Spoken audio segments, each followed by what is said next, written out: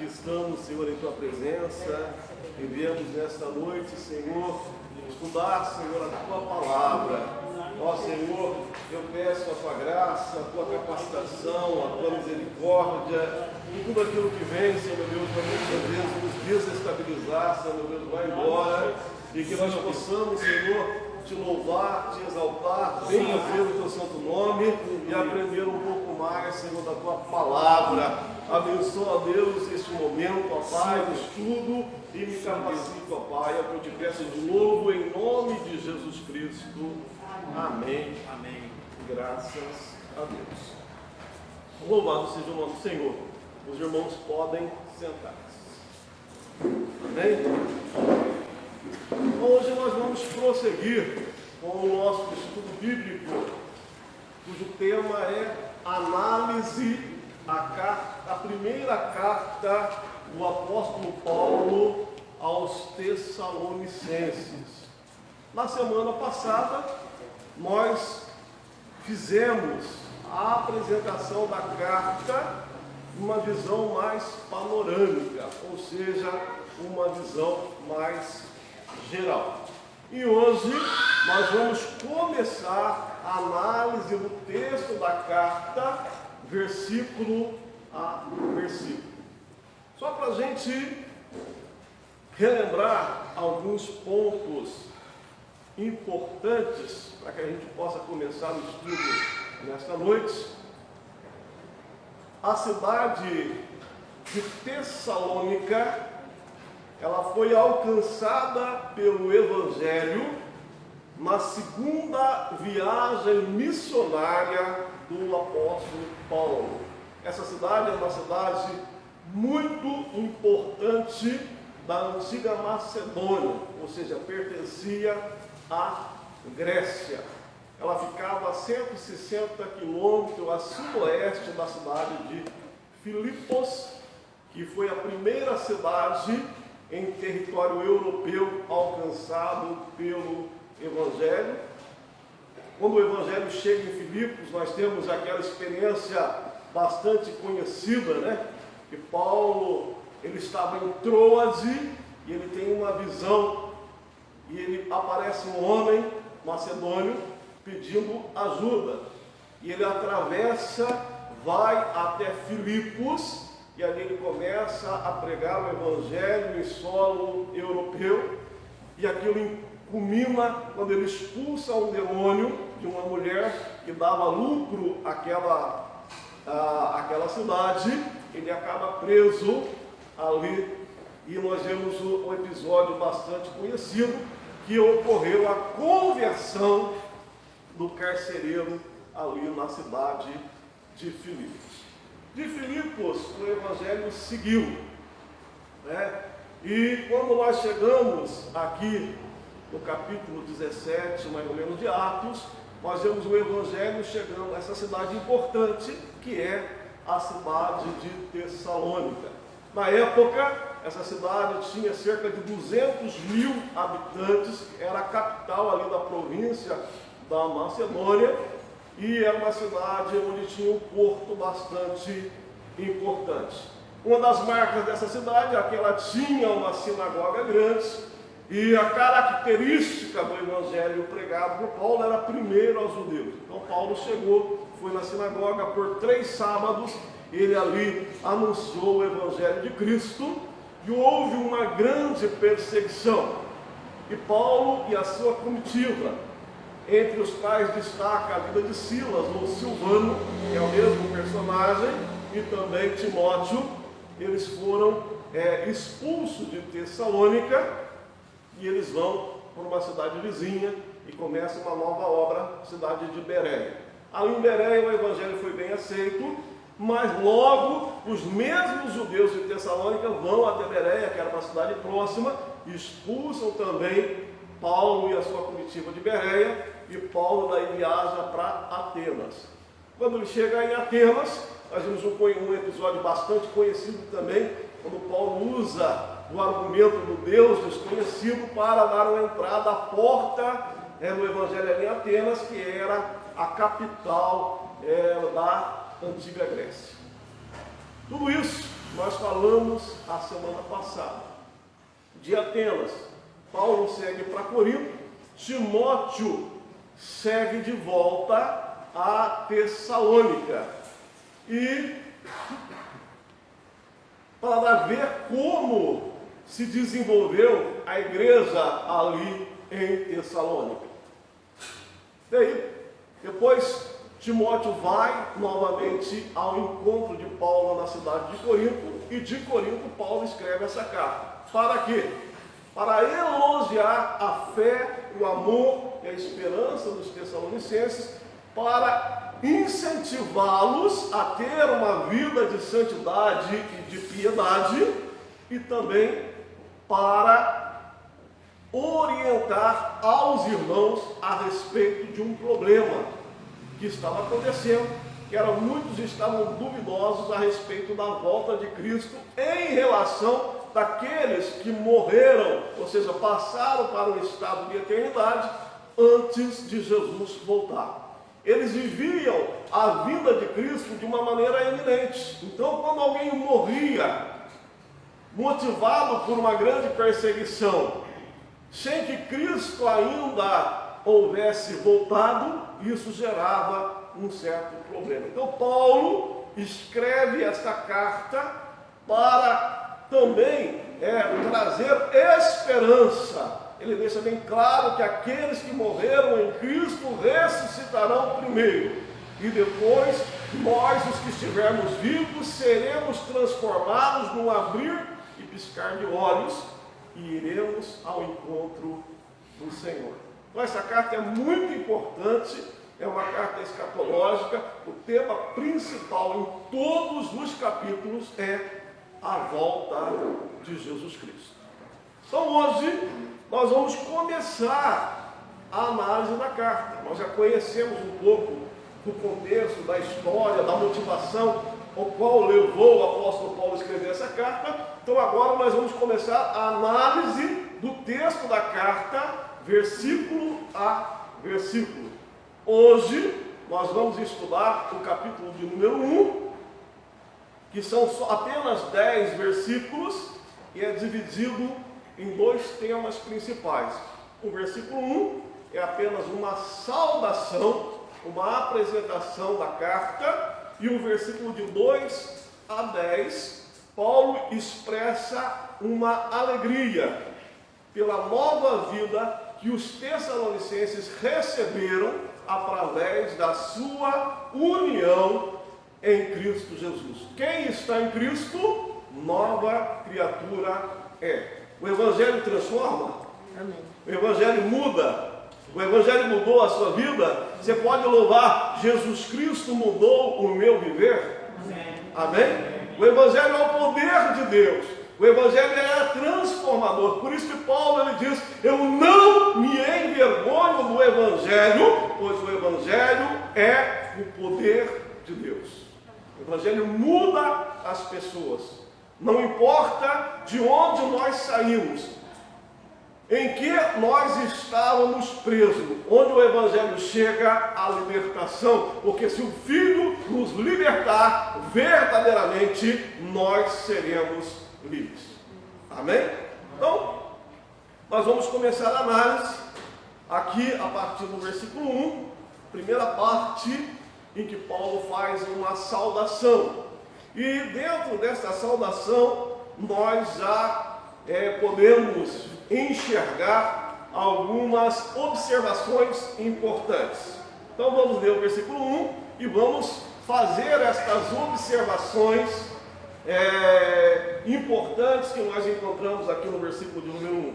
Ele começa a carta dizendo assim: Paulo e Silvano e Timóteo, a igreja dos Tessalonicenses, em Deus, o Pai, e no Senhor Jesus Cristo, graça e paz tenhais de Deus, nosso Pai, e do Senhor Jesus Cristo. Amém? Então, a primeira observação, aqui no versículo 1, está na autoria da carta. Embora nós vimos que a carta ela é de autoria do apóstolo Paulo, nós encontramos aqui 3 nomes relacionados: Paulo, Silvano e Timóteo. Então, embora Paulo seja o autor da carta, ele aqui se associa, ele coloca um nome de 2 dos seus principais cooperadores que estavam presentes junto com ele quando ele inicia a boa obra de Deus na cidade de Tessalônica. Então, ele coloca aqui nesta apresentação como uma coautoria a vida de Silvano e a vida de Timóteo. Esse Silvano é o mesmo Silas, que a gente vai chegar lá em Atos 16 e 25, que está preso, quando Paulo chega em Filipos, prega o evangelho, após ele expulsar aquele espírito adivinhador daquela mulher, e ele vai preso. Ele está preso junto com um companheiro chamado Silas. Se você lá lê Atos 16 e 25, meia-noite, eles estavam presos, eles estavam murmurando, é isso? O que eles estavam fazendo? Orando e louvando a Deus. Olha a importância de nós compreendermos que nós fomos chamados não apenas para crermos em Cristo, mas também para padecermos com Cristo. Paulo tinha essa consciência. Então, mesmo preso, não era motivo de murmuração, não era motivo de reclamação, mas era motivo de ter gozo em meio à tribulação. Ele orava a Deus e junto com Silas fizeram um dueto maravilhoso. Começaram a louvar ao Senhor. E o louvor ele sobe, a oração sobe, e Deus faz um grande mover, um grande terremoto ali naquele lugar. E de repente os grilhões se soltam, as cadeias se quebram, e o carcereiro agora apavorado vai atentar contra a própria vida. E Paulo fala: não faças tal, porque estamos todos aqui. Então o que eu devo fazer? Crer no Senhor Jesus e será salvo tu e a tua casa. Deus tinha um propósito maior de salvar aquele carcereiro e toda aquela família. Amém?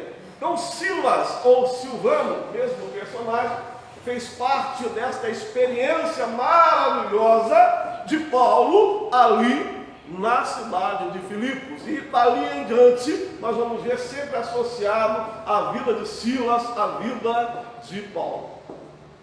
Outro bastante conhecido, que das seis cartas, por exemplo, do apóstolo Paulo, é associado à vida de Timóteo. Timóteo, o filho amado. Esse Timóteo, ele era um discípulo fiel, filho de mãe judia e de pai grego, criado nos pés do Senhor desde a sua avó. E ele também, nesta segunda viagem missionária, quando Paulo chega na cidade de Listra, ele se associa ao ministério de Paulo. E daí por diante, Timóteo segue com Paulo durante todo o seu ministério. Então, logo no início desta carta aos Tessalonicenses, nós enxergamos essa associação. Embora não há dúvida de que é Paulo quem está escrevendo, ele também procura honrar aqueles que com eles estavam no início dessa tão importante obra na cidade de Tessalônica. Esta é a primeira observação. A segunda observação é o destinatário da carta. A carta é destinada à igreja dos Tessalonicenses. Mas Paulo diz que essa igreja em Deus, o Pai e no Senhor Jesus Cristo. Por que Paulo faz essa diferenciação? A palavra igreja, no grego, é eclésia. E ela fazia alusão a uma reunião, a uma assembleia, a um conjunto de pessoas que estavam reunidos com um propósito religioso, com um propósito político, ou com qualquer outra finalidade. Era uma eclésia, era uma assembleia. Posteriormente, passou a denominar eclésia a igreja. Então Paulo, ele faz questão de, numa terra pagã, deixar bem claro que aquela eclésia, ou seja, aquela assembleia, não era uma assembleia, não era um povo reunido através de um Deus morto, para adorar o paganismo, mas era a igreja reunida, a eclésia, a assembleia daqueles que realmente estão se relacionando agora com Deus. Quem é Deus? O Pai e o Senhor Jesus Cristo. Então ele deixa bem claro que ali havia um povo diferente, um povo que agora tinha acesso ao Pai através de Jesus Cristo, que é o caminho, é a verdade e é a vida. A terceira observação aqui ainda no versículo 1 é a saudação. Então, autoria, destinatário e saudação, marca da introdução de qualquer carta do apóstolo Paulo. Então, nesta saudação, ele enfatiza a maior bênção que um cristão recebeu, que é a graça de Deus. Então ele começa a saudação dizendo: graça e paz tenhais de Deus, nosso Pai, e do Senhor Jesus Cristo. Graça aponta para o favor imerecido. Graça aponta para a entrega de Cristo por nós ali na cruz do Calvário. Pelas suas pisaduras nós fomos sarados. Graça é a causa da nossa salvação. Pela graça somos salvos por meio da fé. Isso não vem de nós, é um dom de Deus. Deus proveu o meio da reconciliação. Deus proveu o meio da salvação. Deus enviou o seu único Filho para que todo aquele que nele crê não pereça, mas tenha a vida eterna. Então, graça é o favor imerecido em todos os aspectos da nossa vida. É Deus expressando o seu amor para conosco. É Deus entregando o seu único Filho. É Deus na pessoa do Filho perecendo, pagando a nossa dívida para que nós pudéssemos ser salvos. Isso é graça. Mas ele diz também graça e paz. Paz é o efeito da graça. É um sossego que não pode ser interrompido. É um sossego, é uma tranquilidade que desafia todas as circunstâncias da nossa vida. Paz é a certeza de que se Jesus vier hoje, eu irei com Ele.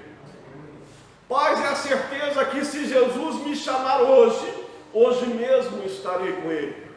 Paz é a certeza que eu posso dormir tranquilo, porque toda a minha dívida foi totalmente paga e hoje eu tenho acesso à presença de Deus.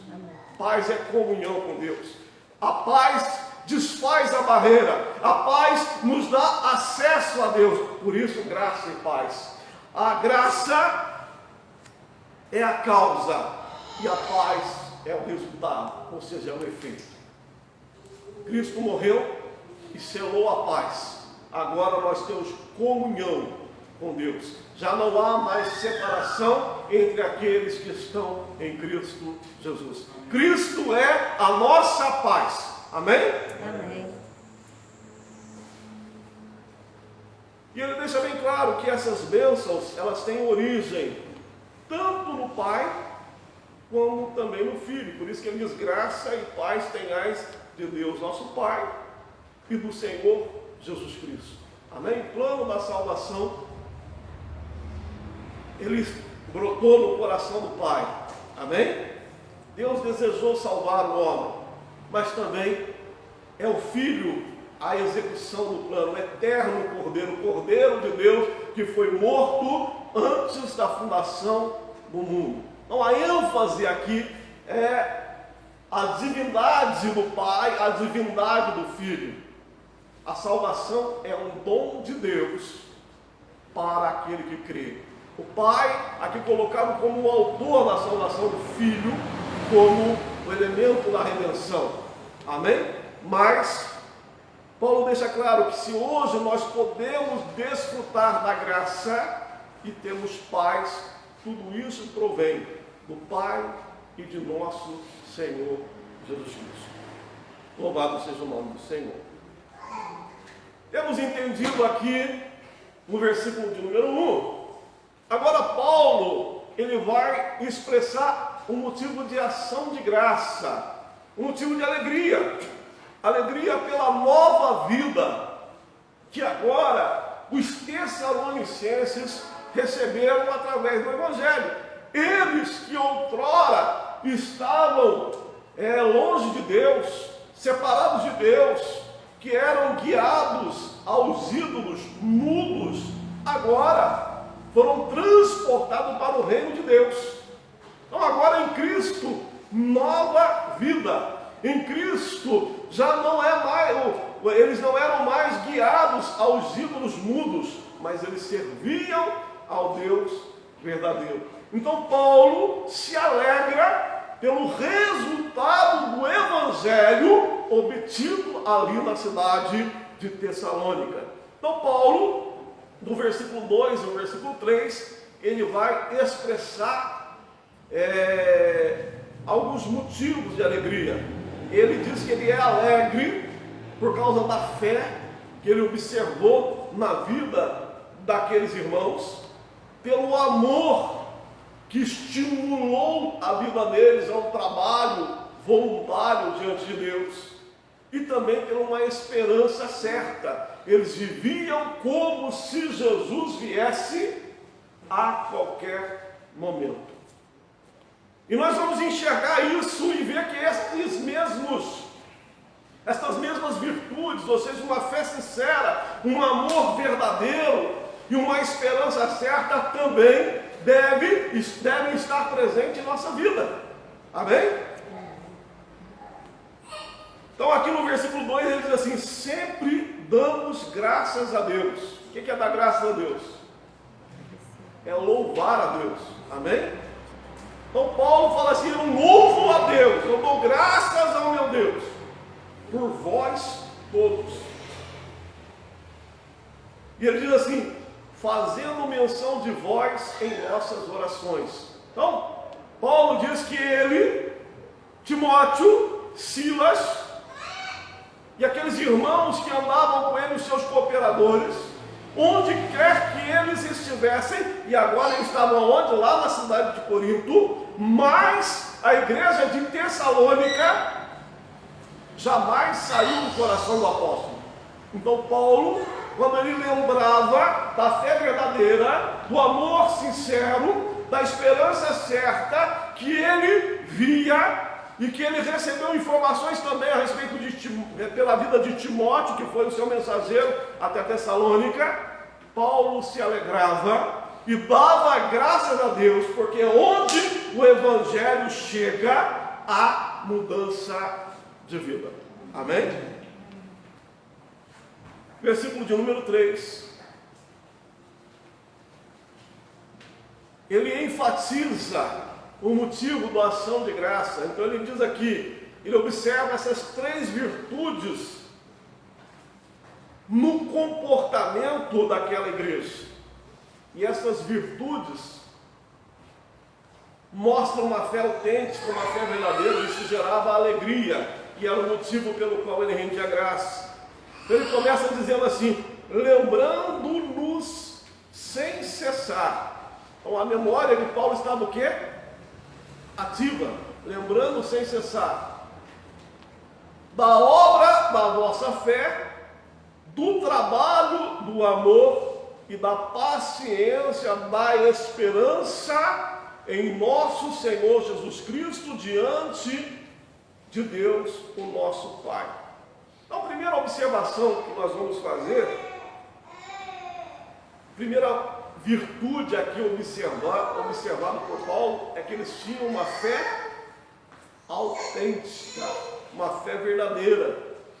Ele diz assim: a obra da vossa fé. Isso alegrava o coração do apóstolo Paulo. É muito importante nós entendermos que o início do nosso relacionamento com Deus, a resposta humana ao chamado de Deus, ela requer uma única coisa. O que ela requer? Fé. Pela graça sois salvos por meio da fé. E o próprio Espírito Santo, ele trabalha para que essa fé possa ser ativada na nossa vida. Pois sem fé é impossível agradar a Deus. Então a palavra de Deus é pregada, o Espírito Santo, aquele que convence o homem do pecado, da justiça e do juízo, ele vem estimular a nossa fé. E essa fé é necessária, porque é a resposta, porque todo aquele que nele crê será salvo, mas quem não crê já está condenado. Amém? Então a obra da fé, isso nos faz lembrar o Evangelho de Jesus Cristo segundo João. Vamos deixar o texto aqui marcado, de Tessalonicenses. Vamos abrir o Evangelho de Jesus Cristo segundo João, o capítulo de número 6, versículos 28 e 29. Evangelho de Jesus Cristo segundo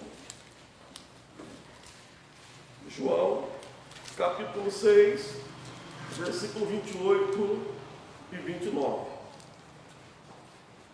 Diz assim: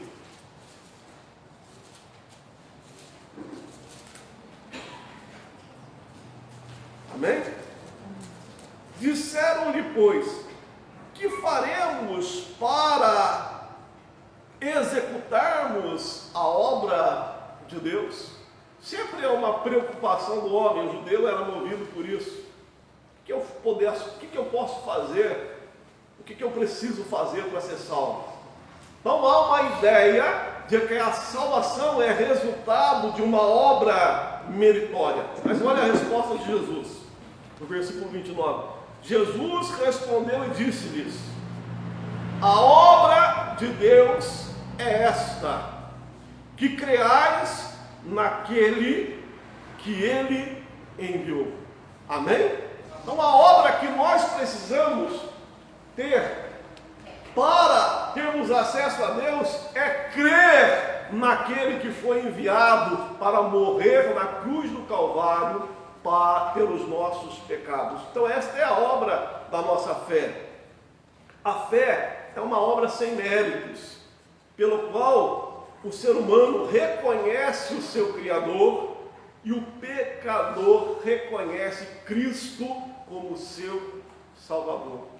A fé nos faz enxergar quem é Deus, o amor de Deus pela nossa vida. A fé nos faz reconhecer o amor de Cristo e a obra que Cristo realizou. Nós não somos salvos pelas nossas obras, mas nós somos salvos pela nossa fé, na graça de Deus, no sacrifício de Cristo realizado por nós ali na cruz do Calvário.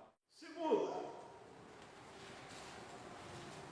ele fala do amor, do trabalho do amor. O amor a quem? O amor a Cristo. O amor a Cristo, ele nos estimula ao serviço cristão. O amor a Cristo nos estimula a uma vida de gratidão. Amém? Nós não trabalhamos, nós não colocamos a nossa vida a serviço do reino de Deus por obrigação.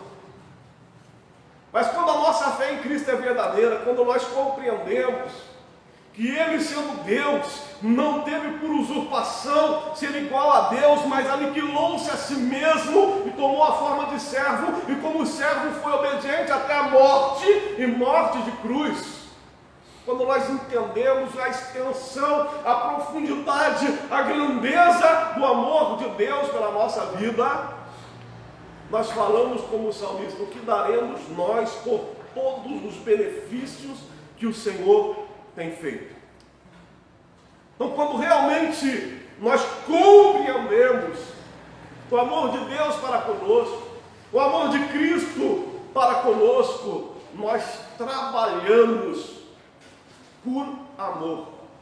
Se antes nós éramos escravos do pecado, hoje não. Hoje, tudo que nós fazemos, se nós louvamos por amor. Se nós limpamos por amor. Se nós pregamos por amor. E tudo que nós fizermos é muito pouco por aquilo que Deus fez em favor da nossa vida. O que daremos nós por todos os benefícios que nós temos recebido?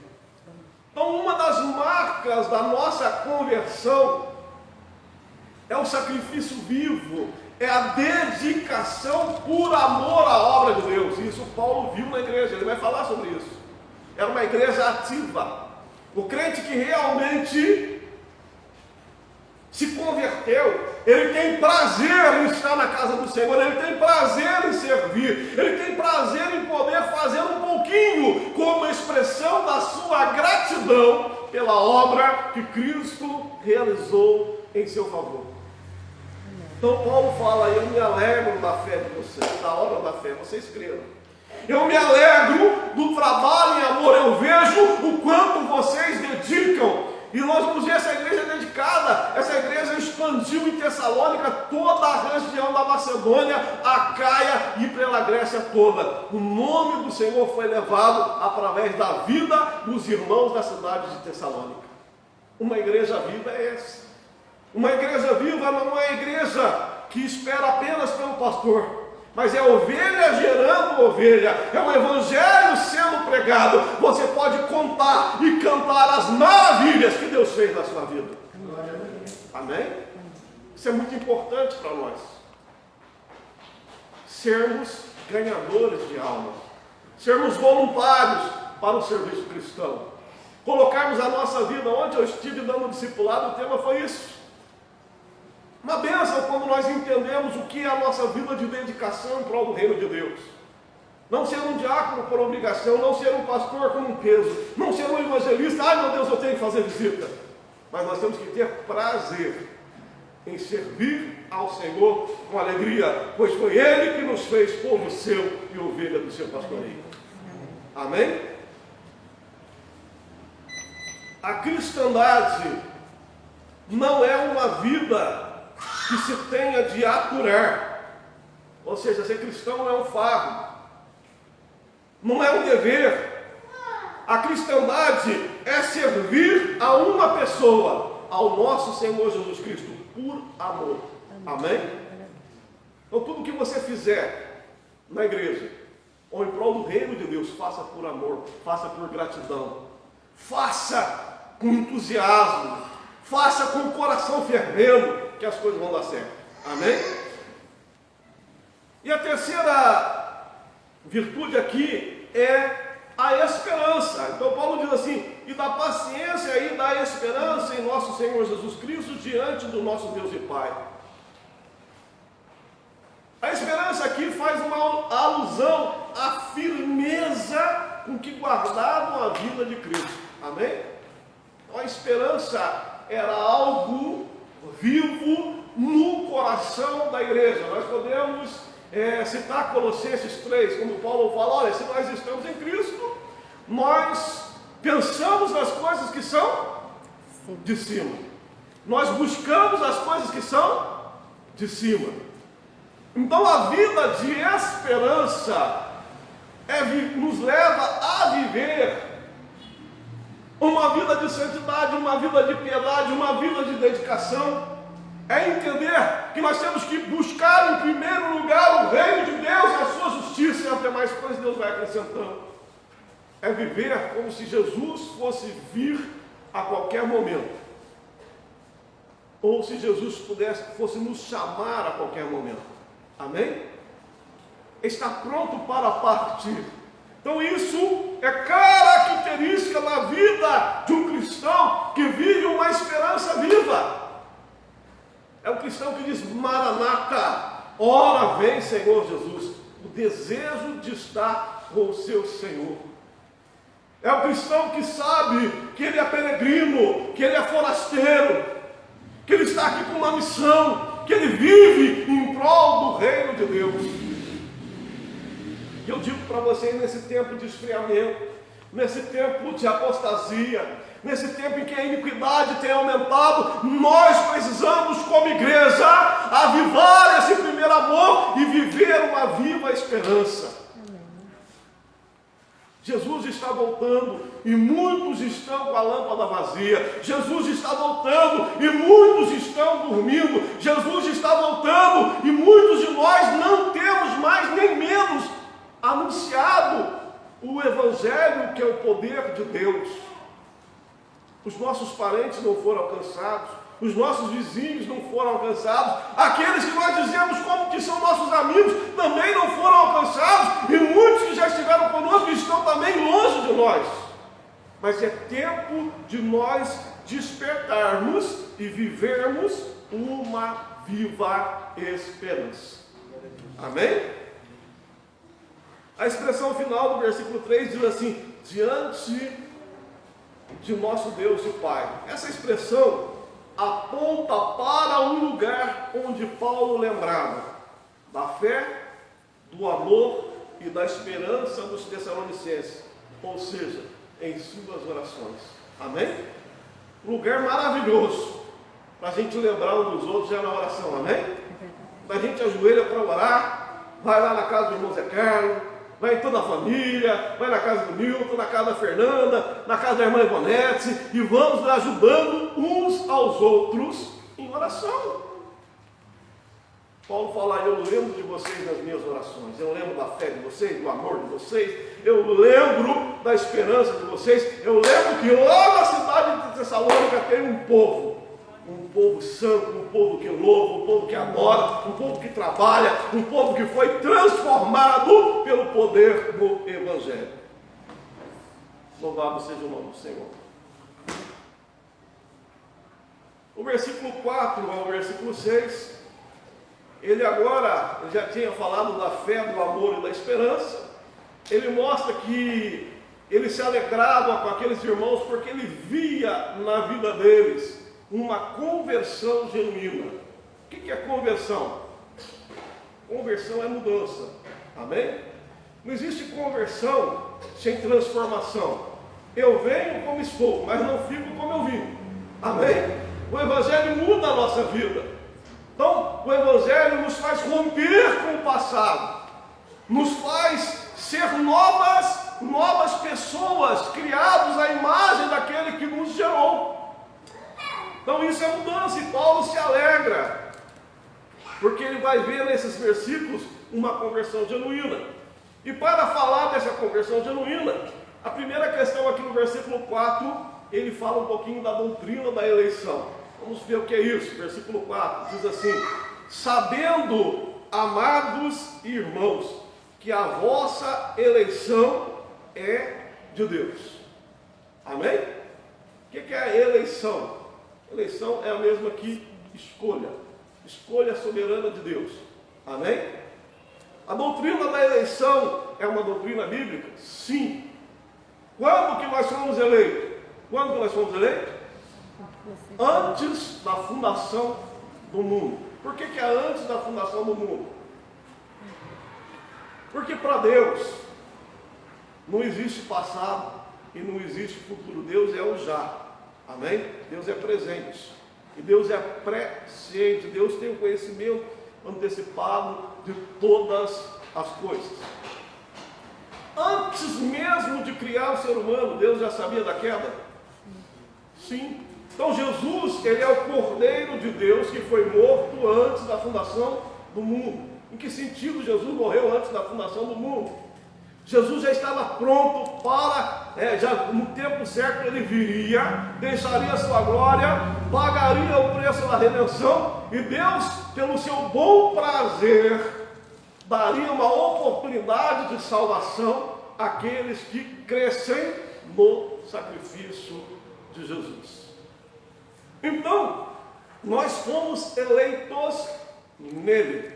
Mas Deus, de antemão, sabe quem vai crer e quem não crê. Sabe ou não sabe?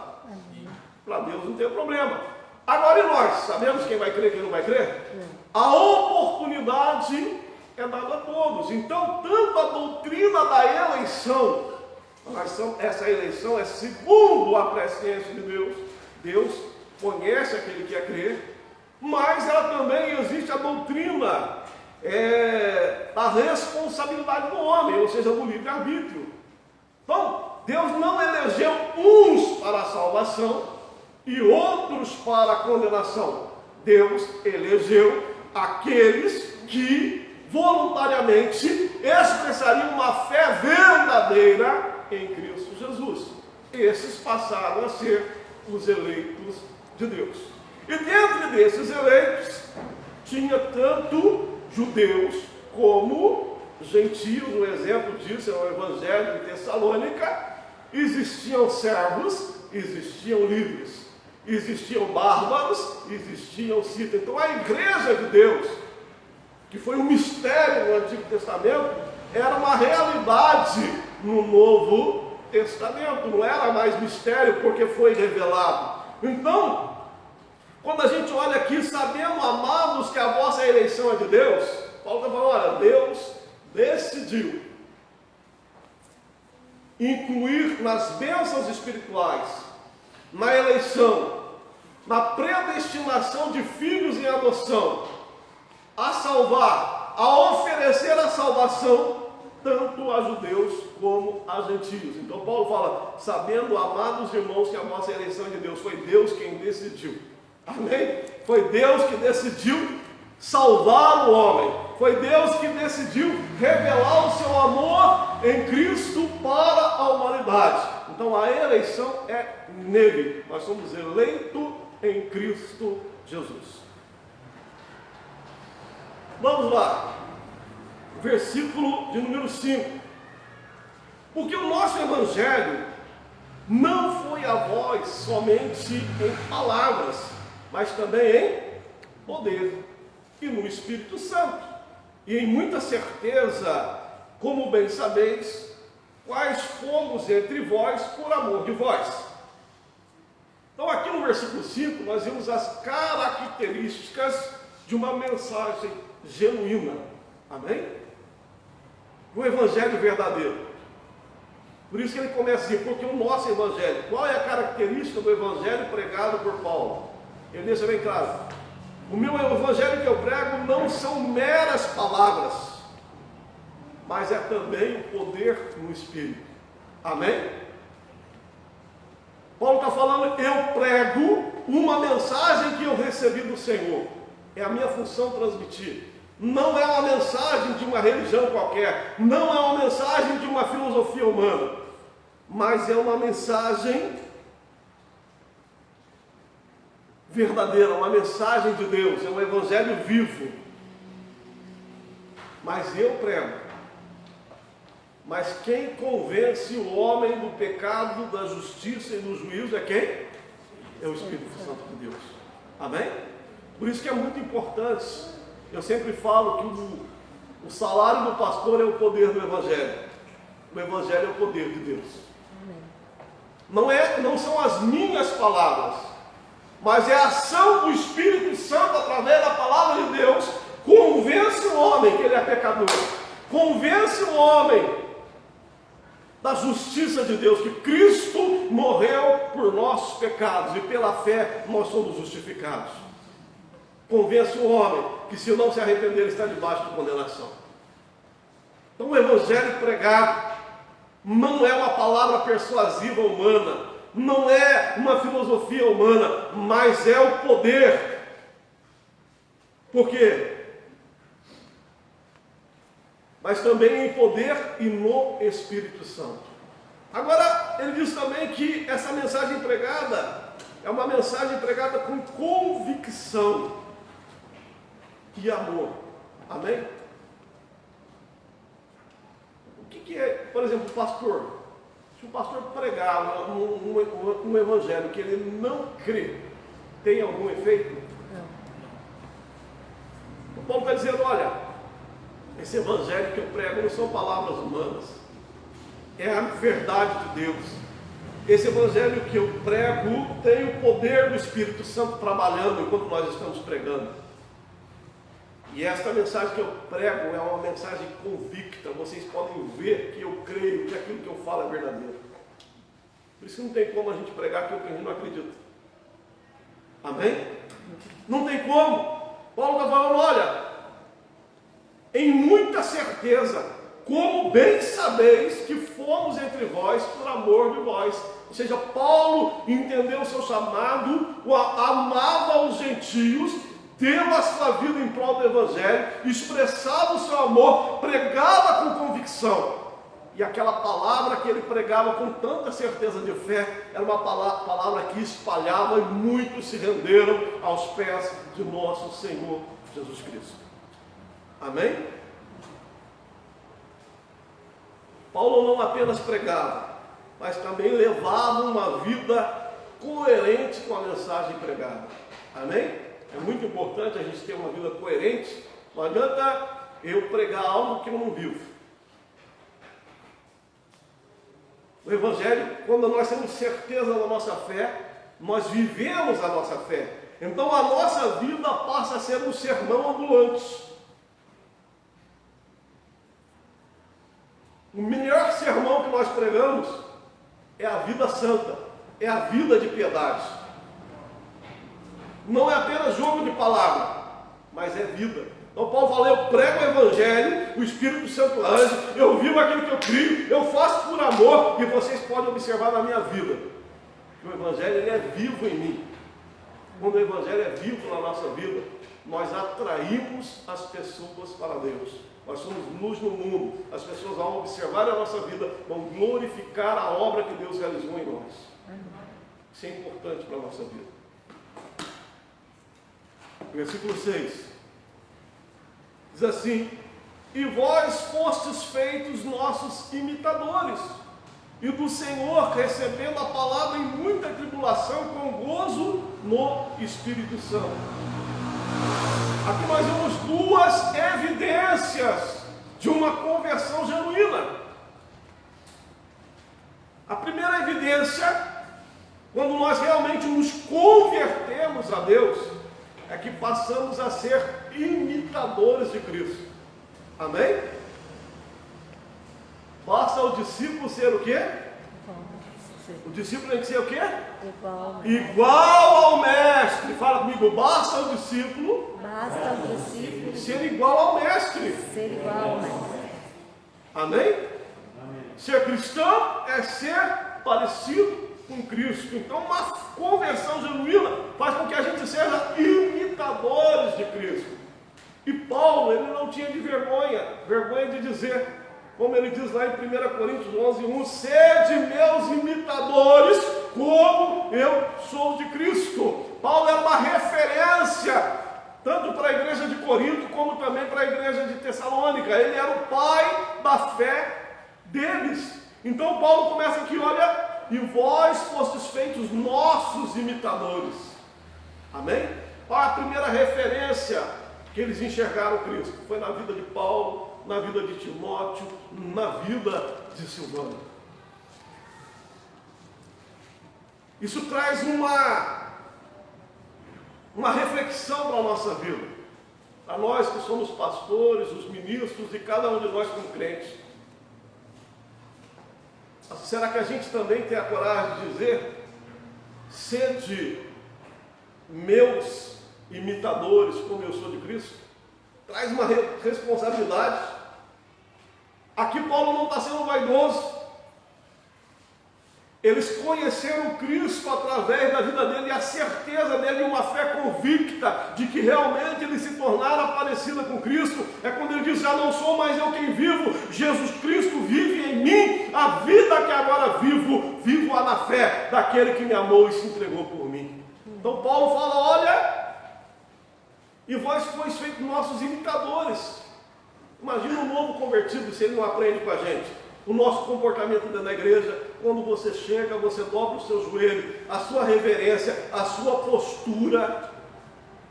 Quantas vezes você levanta para ir no banheiro? Se você chega no horário, se você chega no atrasado na igreja, tudo isso está sendo observado por quem? Pelos neófitos. Então nós realmente temos que ter a nossa vida, a nossa consciência que as pessoas vão nos imitar. Amém? Quando a gente chega na igreja, a gente não tem referência nenhuma. Então se todo mundo dobra o joelho, o que a gente faz? A gente dobra também. Se todo mundo ora em voz baixa, a gente faz o quê? Ora também. Se ora em voz alta, a gente ora também.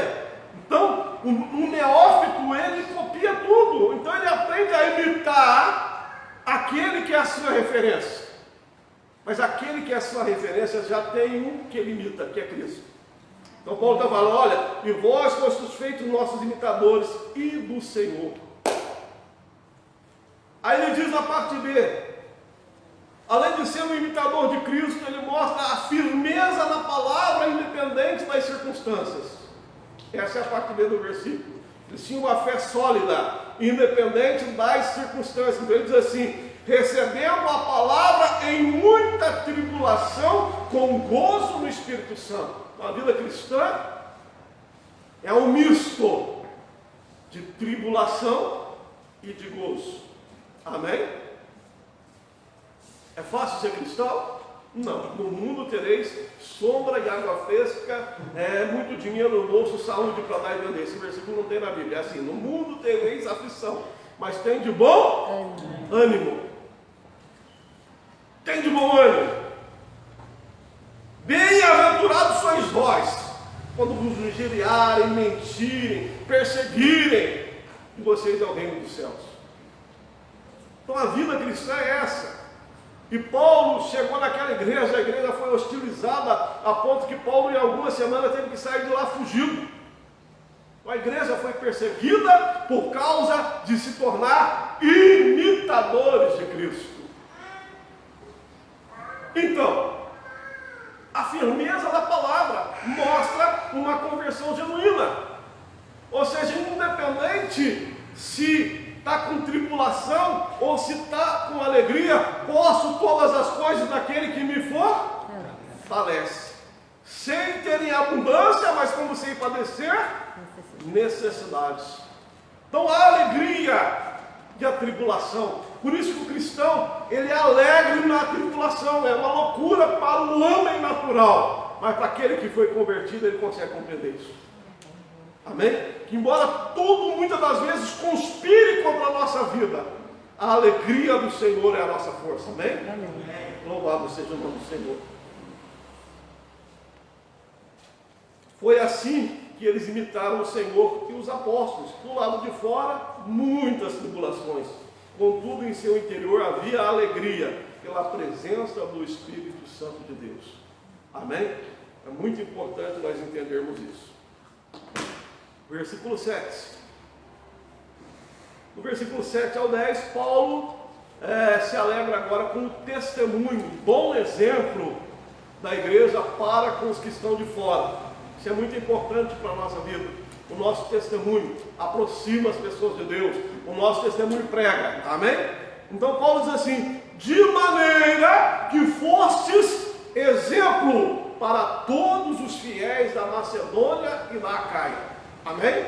Aqueles irmãos, embora tivesse nascido de uma maneira prematura, com tanta dificuldade, com tanta perseguição, eles se tornaram um exemplo para todos os fiéis da Macedônia, lembrando que Tessalônica era a capital da Macedônia, mas também a Acaia, a outra província grande que ficava na cidade de Corinto.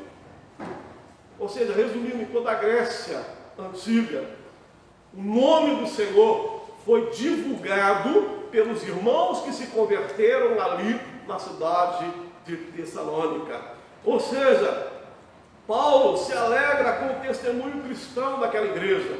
Eles se tornaram cristão modelo, a começar pelo fato de poderem sentir alegria em meio à tribulação, o que serviu de exemplo para os crentes da Macedônia e da Acaia, ou seja, todos os cristãos ali da Grécia. Então, era uma igreja que contagiava, é uma igreja fiel, é uma igreja que testemunhava do poder de Deus, independente das situações. Eu digo para você, se você está passando por alguma tribulação, não cale, fale, dê aquilo que você muitas das vezes acha que você não tem. Fale, porque o Espírito Santo vai usar a sua vida. Amém? Muitas lutas vêm na nossa vida para tentar nos calar, para tentar fazer com que a gente desista, com que a gente desanime. Mas eu vou dizer uma coisa, a resposta é falar ainda mais, se eu não me calo. Amém? Eu não desisto, porque o Senhor não desistiu da nossa vida. No pior momento, ele não podia falar mais nada. Aí ele falou: Pai, perdoa, porque eles não sabem o que estão fazendo. Amém? Então nós temos que realmente se tornar esse exemplo de contagiar. Nós não podemos receber algo tão bom para a nossa vida e ficar calado. Amém? Se Deus colocou lá na sua escola, no seu serviço, na sua família, pede a Deus oportunidades. Não importune os outros, mas pregue a palavra, pregue com a sua vida, com o seu comportamento, anuncie o Evangelho com o poder de Deus. Isso é nossa missão, essa é a nossa função. Nós não podemos transformar a nossa vida em crentes inertes. Versículo 8 diz assim: porque por vós soou a palavra do Senhor, a palavra de Deus ecoou, né? Não somente na Macedônia e na Acaia, mas também em todos os lugares. Amém? Começou aonde? Na Macedônia, atingiu a Acaia, mas também em todos os lugares a vossa fé para com Deus se espalhou, de tal maneira que já dela não temos necessidade de falar coisa alguma. Ou seja, todo mundo ficou sabendo que lá na cidade de Tessalônica existia um povo que adorava a Deus. Essa é a missão da igreja. A igreja não pode se calar, nós não podemos nos acomodar. Já estamos aqui em Aparecida, Camarão. É Aparecida, Putim, Guará, Roseira e até os confins do mundo. Amém? Amém? A igreja de Deus, ela veio com essa missão de nós podermos dar testemunhos da nossa fé. Eles se tornaram cristãos, mas eles se reproduziram. A palavra do Senhor foi divulgada em vários círculos cada vez maiores, primeiramente ali na Macedônia, na Acaia, depois por toda parte. A bênção do Evangelho não deve terminar em nós. Devemos ser canais das boas novas para o mundo. Amém? Repita comigo. As bênçãos do Evangelho não devem terminar em nós. Não devem terminar em nós. Devemos ser canais das boas novas para o mundo. Amém? Você crê no poder do Evangelho? Não pregue. Você vai falar para mim: mas eu não sei pregar. A samaritana mal conheceu a Jesus e influenciou a cidade inteira. E lá, no encontro da samaritana, ela não sabia nem falar. Mas ela falou: eu conheci um homem. Esse homem contou a minha vida inteira. Esse homem sabia mais de mim do que eu mesma. É ele o Messias. Foi o suficiente para muitos samaritanos se aproximarem de Jesus. Amém? Conte as maravilhas que Deus fez na sua vida. Conte as obras de Deus em seu favor. Fale do amor de Deus. Conte a sua experiência com Deus. Muitas das vezes a gente acha que evangelizar é convidar para vir na igreja. Também. Mas é mais do que isso. É contar as maravilhas, é anunciar a virtude daquele que nos tirou das trevas para a sua maravilhosa luz. Amém? Versículo 9. Porque eles mesmos anunciaram de nós qual a entrada tivemos para convosco, e como dos ídolos vos convertestes a Deus para servir o Deus vivo e verdadeiro. Aqui, dois fatos ficaram bastante evidentes, ou seja, bastante conhecidos. Primeiro, ninguém tinha dúvida da ação do ministério de Paulo e sua equipe entre os tessalonicenses. Amém? A igreja surgiu lá, mas Paulo, Timóteo, Silvano e toda a comitiva de Paulo foram um canal de bênção para a propagação do evangelho ali naquela cidade. Diz assim: porque eles mesmos anunciam de nós qual a entrada que tivemos para convosco. Amém? Ninguém tinha dúvida que, embora uma passagem curta, o poder de Deus foi manifesto numa pregação sincera e certa. e vidas, e nasceu a cidade, a igreja na cidade de Tessalônica. Segunda verdade, segundo fato bastante conhecido, a conversão genuína deles. Isso ficou evidente no abandono à idolatria para servir ao Deus vivo e verdadeiro.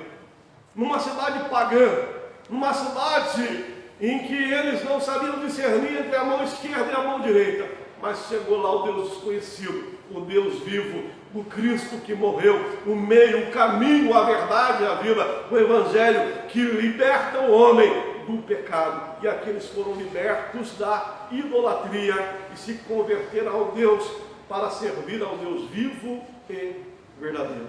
Amém. Esta é a mensagem do Evangelho, né? Talvez você pense assim, nossa, mas não adianta pregar, fulana é muito idólatra, Beltrano é muito idólatra. Olha, fulano não tem jeito, Beltrano não tem jeito. Eu digo para você que aquilo que é impossível para nós, para Deus, tudo é possível. Amém. Amém? E que se o Filho libertar verdadeiramente, a pessoa é livre. E quando nós conhecemos a verdade, verdadeiramente somos livres. Amém. Amém? E o versículo 10, para a gente encerrar, diz assim: a esperar dos céus o seu Filho, a quem ressuscitou dentre os mortos, a saber, Jesus, que nos livra da ira futura. Aqui nós encontramos 3 aspectos de uma fé genuína. Primeiro aspecto, aquele que tem uma fé verdadeira, ele anseia pela volta de Cristo. O que é ansiar? Desejar muito. Amém? Eu pergunto para você, você deseja a volta de Cristo? Amém? Cristão verdadeiro, ele anseia pela volta de Cristo. Isso é a doutrina da iminência. É viver como se Jesus viesse e a trombeta vai soar. Amém? E os que morreram em Cristo ressuscitarão primeiro. E se estivermos vivos, seremos todos transformados, num abrir e piscar de olhos. Então, uma fé genuína nos faz desejar ardentemente a volta de Cristo. Segundo ponto, uma fé verdadeira nos leva a ter certeza na ressurreição de Cristo. Amém? Ele diz aqui, ó, a quem ressuscitou dentre os mortos, a saber, Jesus. Amém? É importante nós crermos na ressurreição. Amém.